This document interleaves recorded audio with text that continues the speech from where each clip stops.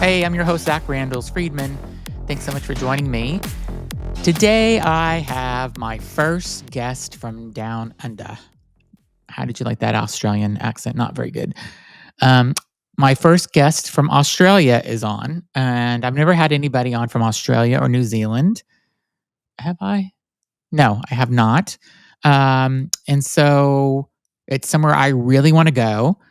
I want to go to New Zealand more than Australia, but I want to go to both. My friend Elise, if you're listening, she lives in Australia with her husband Peter and their 2 kids, and that's a reason for us to go. The problem is that I have been to Asia before many times. I've gone to Singapore, I've gone to China, India, Russia. I've taken long flights. I can handle it. I just make myself sleep, watch a movie, eat, sleep some more.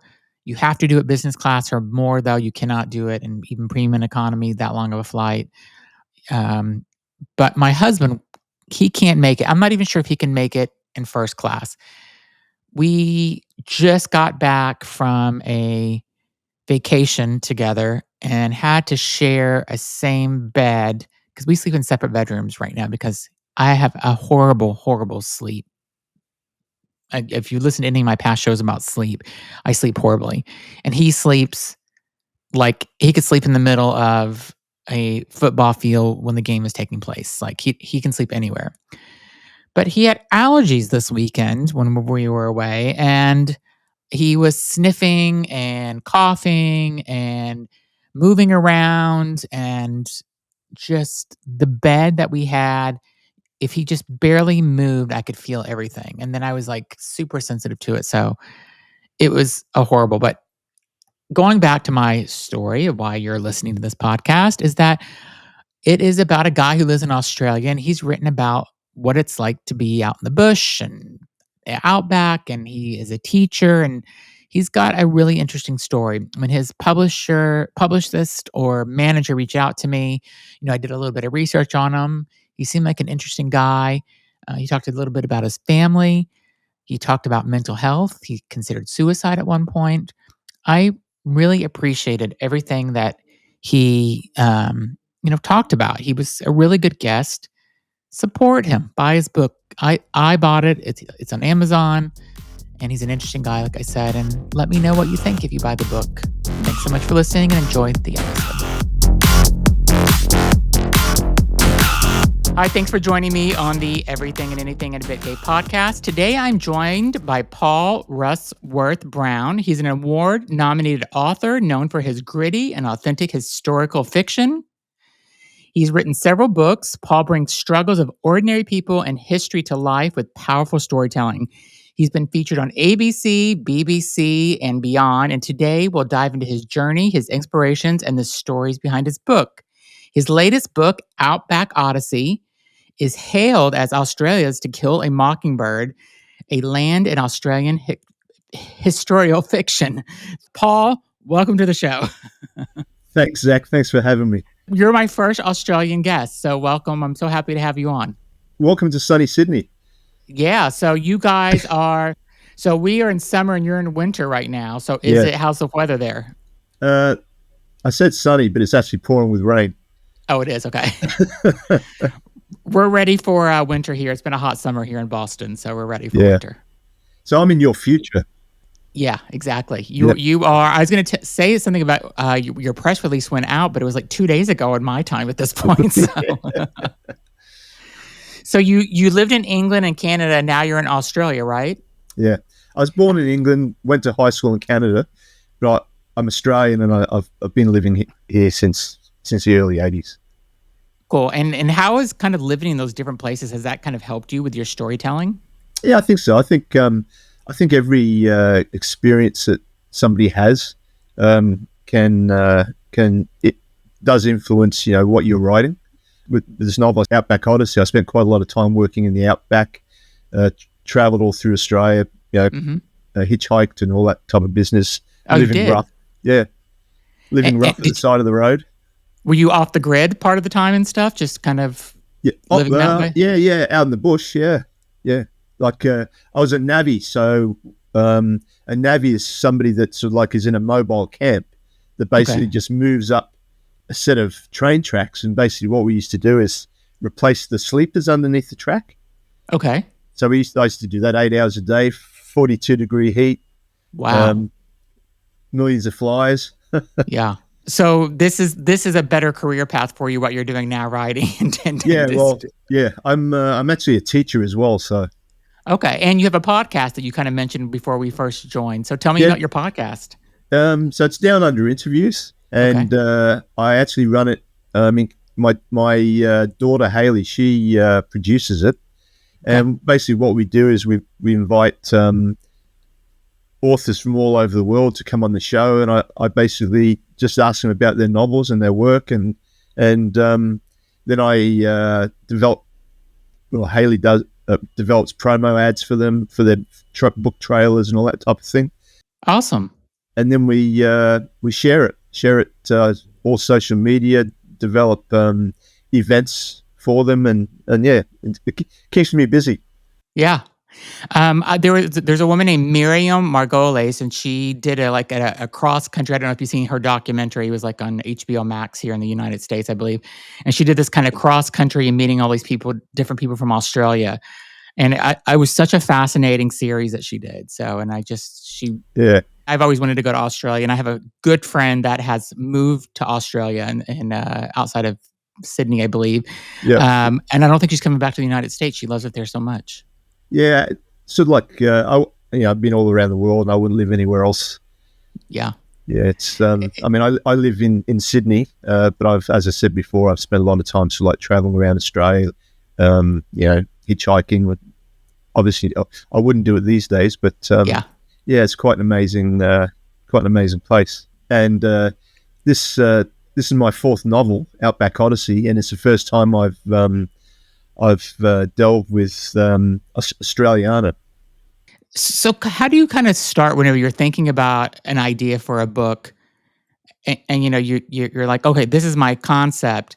Like, how are you, like, what's your concept for actually putting that together? Like, what you want to write? Like, when you pick up the pen and paper and you start writing or typing, I guess, nowadays, like, and you write historical fiction. So tell me, like, how that all comes together. A lot of people have asked me that, and I don't plan anything. You don't? Okay. And to me, when I start writing, it's just like a movie appearing in front of my eyes, and all I do is transfer that movie onto the computer or type it into the computer. Yeah. And then because I don't plan anything, there's lots of twists and turns and things that I can change here and there to make it even more of a twist or a turn or it's I'm weird. No, but that's how you hear a lot of people that write music and songs and stuff. It sounds very similar to how they have this song in their head and they just, they don't plan it out. They just kind of write it out as it comes. Yeah. So it sounds like you kind of got that gift of writing, like Yeah. same as a songwriter or a musician.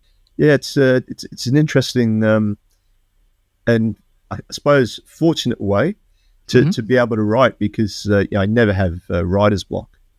Really? I used to get it. Yeah, never. This is my fourth novel. When I first wrote my first novel, I did a little bit, but never anymore. It just flows. Yeah. And are you already thinking about what's coming next? Yeah. You are. Yeah. That's awesome. So your novels, I did some research on you online, and your novels are kind of described as kind of authentic and gritty, and you're balancing this the historic, like Australia in this book, for example. And how are you kind of like making sure it's authentic and accurate, but also kind of putting that fiction into it? I think it's fascinating how you do that. Yeah. Firstly, I researched the hell out of everything. This fourth novel, Outback Odyssey, is probably a little different to my other three novels because it's got two layers to it. So, like on the top of it, it's a historical fiction, romance, adventure type novel, and people can read it as that. But it's also allegorical. So, in other words, there's a lot of symbolism underneath, which ties in and and this fourth novel, I really wanted to write a novel that meant something, that could get people to sort of like look in the mirror at themselves with regard to colonization, with regard to First Nations people. And also as part of that, it gives a very, very, because I'm quite a descriptive writer, it gives a very, very good feeling of what it is to sort of like be in the bush, be in the outback, dealing with sort of like the characters, First Nations characters. And whereas sort of like in most novels about Australia, First Nations people are actually, they're in the margins. But in this novel, First Nations people are actually sort of protagonists. They sort of like present their rich tapestry of culture and that type of thing. But getting back to your original question, I have to be very, very careful because I can't talk for Aboriginal people. What I do is I resonate some of their feelings and some of their thoughts and give the reader a really good, I suppose, insight into their rich tapestry and culture and their wisdom. And do you ever get feedback from like the people that, after you wrote this book, did you get feedback from any of the people that were, I know it's fictional, but some of it's based on reality. Did you ever get feedback from any of them? The people that you wrote Well, it only about? came out in June. Okay. And yes, I have, do you mean to Aboriginal people? Yeah. Yeah. Well, I actually, the proceeds, $1 from every paperback and 50 cents from every download actually goes to the Indigenous Literacy Foundation. Oh, that is so amazing. Yeah. So, and also I spoke to Auntie Claire. So over in Australia, out of respect, we call elders auntie and uncle. Okay. Right. So I spoke to Auntie Claire, who's an elder in the Gorigal mob in Sydney. Okay. Yeah, it was quite an adventure to write it. And whenever you're doing your research, you're obviously you went across the Outback, you met all these different people, but are you going into like, I don't know, the archives sometimes to kind of like really look at the history? Tell me about that, because I think so my father did that with our family history, where he went to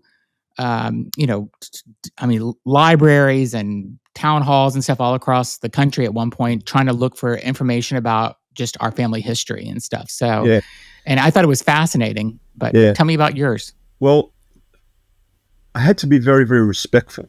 Yeah. And so I had to be very, very careful about how I wrote things and how I presented things. So I went into a lot of anthropological texts in the public domain. Mm-hmm. So I didn't make up anything, even though it's obviously the story's fiction. Yeah. Anything to do with sort of like Aboriginal culture or any of that type of thing is actually from anthropological texts written back in quite a while ago. Yeah. And then obviously all the rest is from my imagination, the story obviously, and the arc of the story and the characters and all that type of thing is me. But I wanted to be very, very truthful and very, very, very, very respectful of First Nations culture and try and get as close as I possibly could to it without actually, in other words, I didn't make anything up. Yeah. I mean, I think it's amazing because, how many people are doing that now? You don't want to lose that. And one day we'll lose all that history and all that knowledge if somebody doesn't do the things that you're doing. I think it's pretty amazing. Yeah. I mean, when you think about it, First Nations people in Australia, they've been living here for 60,000 years. Yeah. One of the oldest cultures in the world. Yeah. And, we don't know sort of like one tiny bit of sort of like the things that they know. Yeah. I'll give you an example from the novel, right? The main protagonists are First Nations stockman by the name of Durari and an English migrant that came over as a 10-pound pom. Anyway, to make a long story short, they sort of like send him out to the outback to work. Now, obviously, a 10-pound pom was an Australian scheme back in the 50s where they wanted to keep Australia British. So they invited all the Brits, Scottish, Irish, over to Australia, and they only had to pay £10, and the Australian government would pay for their trip.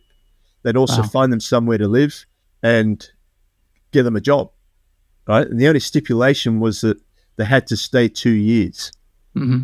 If they didn't stay 2 years, then they had to pay back the Australian government about £100, which was a lot of money back in those days. Yeah. So Durari and Jimmy, who's the migrant English immigrant, he takes him out into the bush because Jimmy he doesn't feel like he belongs anywhere. Uh-huh. Right. So in England, in Yorkshire, that part of it takes place in Yorkshire. His parents died when he was about 12, so he spent quite a few years in an orphanage, right? And then when he turned 18, they kicked him out of the orphanage, and his plan B was to come to Australia. So he arrives in Australia in this huge, big land that he knows absolutely nothing about, mm-hmm. and feels like he doesn't belong anywhere, doesn't belong in England, doesn't belong in Australia. So a First Nations elder takes him under his wing and tries to teach him the ways of the bush and how to survive in the bush. So as time goes on, Jimmy actually becomes closer and closer to this Aboriginal mob that are living on the station. So that's where it gives you a very, very, very good insight into First Nations Australian culture. And then, I don't want to spoil it for the readers, but let's just say that he ends up feeling as if he belongs. That's what I was going to say. He found his people, right? Yeah. Or it sounds like he found where he belongs from this. Yeah. There's actually a subplot. Well, there's two, actually. One of the subplots is sort of like his romance with the station owner, Amanda. And the other subplot is about Weiberg's gold, right? But as I said, underneath all of that happening, there's these allegorical aspects that get people to sort of to hold up a mirror to themselves, right, and say, okay, well, maybe we haven't treated through colonization and all that type of thing and the mistreatment of First Nations people, maybe we haven't treated them so well. Yeah. I have a lot of interviews in the US and everybody says, yeah, it was exactly the same over here with, Indians and I mean, America took away the Native Americans' land, and not Americans, but the people that came over to America at the time. So, we completely just stole it all. Yeah. Or they stole it all. I shouldn't say I did. Yeah. So in all of that, there's also, it doesn't delve right into it, but it also mentions the stolen generations. Mm-hmm. Because Durari and, I've got to be careful what I say, because Durari and some of his people were actually, as part of this colonization and that, were actually sent off taken out of their country, taken away from their families, and put in these orphanages where they were taught to be white by force. Mm. Interesting. And I suppose that sort of like leads back into, it doesn't really say in the novel, but leads back into sort of like some of the issues that are linked with First Nations people today. Mm-hmm. Yeah. Did you actually, I researched this a little bit about you, but I want to make sure it's accurate. Did you actually go back and look at your own kind of ancestry going back to like the 1500s? Yeah. Yeah. And has that kind of been reflected in your books in some way or yeah, another? Well, yeah, the first two were basically, they're sort of like historical adventure romance. The first one takes place in 1590. Yeah. And I actually traced my furthest away ancestor back to 1590. His name was Thomas Rushworth. Wow. The novel's called Skullduggery, but he was a peasant that lived on the moors of Yorkshire, and he tenanted in a place called Howarth, which is one of the most cold, desolate places I've ever been to. Yeah. And how they lived there, especially in wintertime, I have no idea. Skullduggery is basically a whodunit. Set in 1590. The next one, Red Winter Journey, is set in the English Civil War in 1642. So it's the next generation. Yeah. and that one's more about sort of like adventure, historical romance, that type of thing. But that one's more about the story's about a father's love for his son, because in the Civil War, the Parliamentary Army actually kidnaps his son and takes him off to fight for them in the war. And so his father and his grandfather actually go looking for him to get him back. And then it sort of like gives a really, really good insight into what what it was like for these peasant people to live at that time. Yeah. You've talked openly about kind of depression and stuff. And how has being able to tell these stories and writing, has that been super therapeutic for you and kind of helped you get beyond that? My depression. Yeah. Yeah. Yeah. Look, when I was writing Red Winter Journey, that was your second book, right? It's my second novel. Yeah. I was going through a really, really, really rough time, and at work actually, and I can't go into it too much, but I was probably close to not being here anymore, and I suppose writing. And there is something about part of the journey in that Red Winter Journey is about how this young son comes back from the brink of a mental health issue.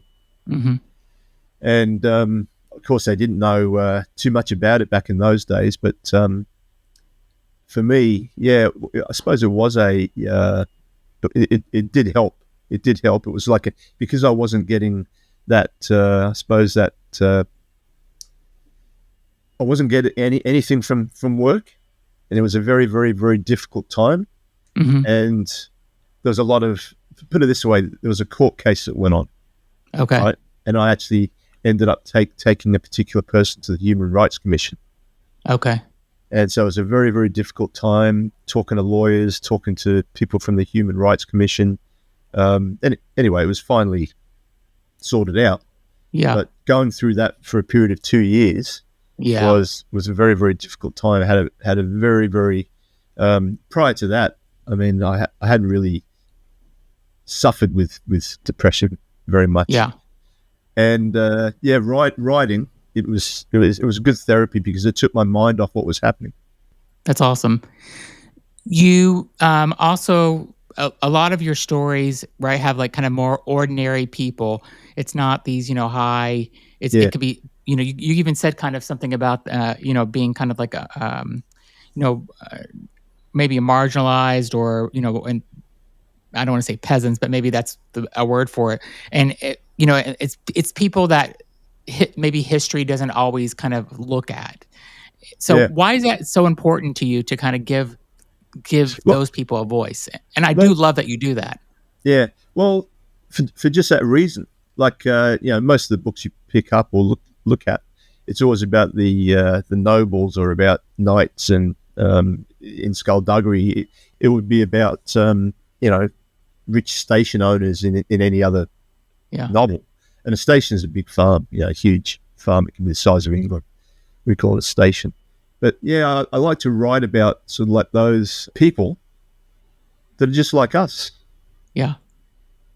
And how do those normal people deal with these things? Yeah. How do they deal with these difficult situations?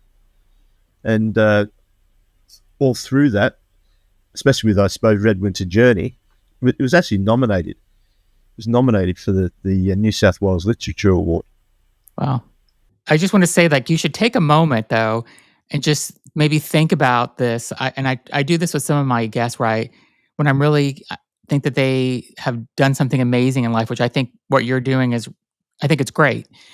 And just, when you were going through the depression, you said you may not have been here. Just think of all the joy you've given people by being here, how much entertainment you've given. Like, you should really take a step back once in a while if you don't do that, and just think about, wow, I've given so much joy and entertainment and just time to people that normally probably wouldn't have gotten recognized and stuff. Like, that's amazing that you did that. You should really think about that. Thank you. Yeah. Look, I mean, I'm a teacher, so every year I teach about sort of like mental health, and mental health is it actually comes out in Outback Odyssey because the main antagonist actually has a mental health issue. Mm. So that's sort of like a real solid part of the story, because he's actually trying to get that land off of his niece, right? And so they go to court, and she has to find all this money to buy him out.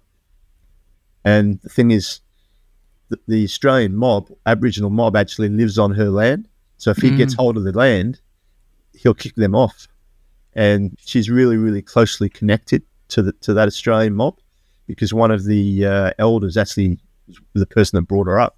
So yeah, I never really noticed that, but and 2 novels out of the 3 actually touch on mental health. Yeah. And in Australia, there's a real issue with mental health in rural areas. Because there's not enough support there? Is that why there's not enough help? There's services, but do people use them? There's support, but increasingly more and more people. That's why I don't mind talking about it, because I don't think it should be sort of like taboo subject to talk about. I think having a mental health issue is no different to having a broken leg or something like that. I agree. That's the way I feel about it. Yeah, and I teach about it every year in school. I don't tell the kids that I suffer with depression, but it's interesting sort of like talking about it, because you've got a really, really good insight into what it's like living with depression. Yeah. If you could take one of your novels and make it into a movie or like a mini series, which one would you want to do that with? I'm actually in discussions with a European director at the moment. For your latest book? For my latest book, yeah. Wow. About turning it into a screen adaptation. And I think I've had a lot of interest in the US, and Carl Svensson, who's he's on IMDb. He's really interested in he's done the pitch deck for it. I've written the screenplay, so I've got a meeting with him tonight at 7 p.m. So I've met him once before, so I'll meet with him again tonight. And I think it'll be about. He's got some producers. He's in communication with some producers. One's in the US and one's in Australia, and so I think tonight's meeting will be about moving that forward and sort of like pushing that pitch deck towards those producers and getting funding for it. Wow, that would be amazing. Yeah. Maybe my next interview will be with you on a red carpet going to the premiere of your movie or something. I wish. And I just have one more kind of fun question for you. So you have all these different characters in your books. If you could pick one character to go and get a pint of beer with, which character would you want to go with? Oh.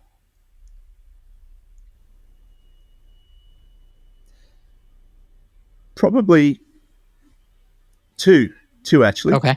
Go for it. Probably Thomas Rushworth from my first novel. Okay. Because he was obviously the story is fictional, but he was my great-great-grandfather times 10. Yeah. Right? So to sit down with him and have a pint would be good. But also, my third novel was called Dream of Courage. And it was set in the early 1700s in Britain. And around the 1700s, there were sort of like pirates and that type of thing. So probably the main character. No, I'd like to sit down with Jimmy from this novel.